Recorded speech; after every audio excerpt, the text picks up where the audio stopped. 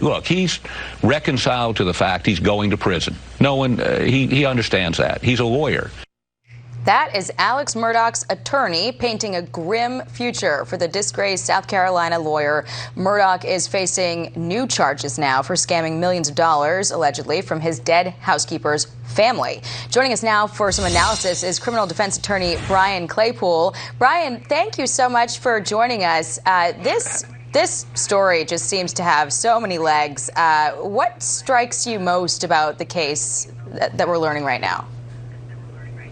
Right. What strikes me the most about the case involving his housekeeper is the cause of death was determined to be natural causes. That doesn't make any sense because it was an alleged trip and fall. And then when she was in the hospital, she had bleeding in the brain. She had a brain hemorrhage. So that looks to me like somebody probably pushed her. She fell, hit her head, and died. So I think you're seeing, Jackie, right now, the tip of the iceberg on charges that Alex Murdaugh is gonna face. I think that they should do a more copious investigation, and they have, in fact, opened an investigation into the housekeeper's murder. And think about it, Jackie.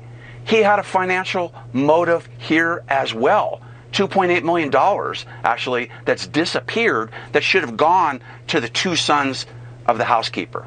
So to pull something like that off, if that were to be the case, there would have to be help from somebody to get a death certificate with a natural death ruling on it, right? Yeah, that's a great point that I'd like to talk about. Something's fishy going on in this small town in South Carolina, not only with the housekeeper's death, but also the death of Maggie, Alex Murdaugh's wife. She was murdered in June of this year. In both the cases of his wife and the housekeeper, there are a lot of pieces missing. Like, why wasn't an autopsy, for example, done of the housekeeper, right? That should have been done lickety-split. That wasn't done. Why wasn't there gunshot residue investigations done of Murdaugh and his clothing in connection with Maggie's death back in June?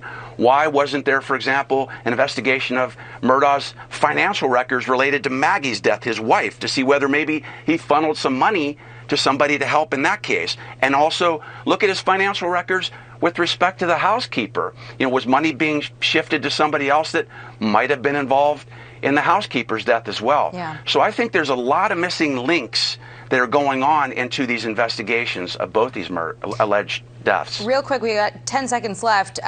With him going to prison, his attorney expects, does that make it more or less difficult to track down anyone else who might have been involved?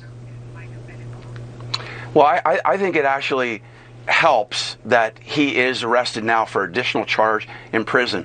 Why? Because if anybody else helped, they're next in line. So maybe then law enforcement can put more pressure on any cohorts that we think might be involved, put pressure on them to maybe cop a plea deal so that, and to come forward to implicate Alex Murdaugh so that they don't then face criminal charges. Thank you so much, Brian Claypool. We're out of time. Appreciate it. Hope to talk to you again soon.